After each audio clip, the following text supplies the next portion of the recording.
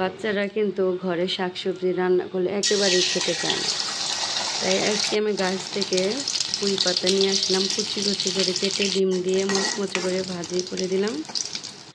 বাচ্চারা তো জানেনি, প্রত্যেকটা ঘরে এরকম বাচ্চারা আছে শাকসবজি খেতে চায় না। তো এভাবে যদি ডিম ভেজে দেওয়া যায় তাহলে কিন্তু বাচ্চারা বুঝতেও পারবে না যে এটার উপরে মানে আব্বু এখন কি দিয়ে ভাত খাবে। এই যে ভাত মেখে নিলাম ডিম ভাজি নিয়ে।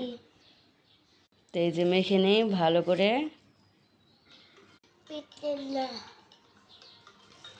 খেয়ে বলো তো সবজি ডিম দিয়ে কেমন হয়েছে, খেয়ে দেখো, আগে খেয়ে নাও। আমি হা করো। আচ্ছা, আজকে যে মানে শাক পাতা দিয়ে ডিম ভাজি করছি কেমন হয়েছে? ভালো হয়েছে। এমনি শাক রান্না তুমি করলে খাও? খাও না, তো আজকে মজা হয়েছে না ডিম ভাজিটা?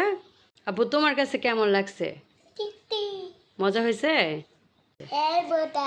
মজা হয়েছে।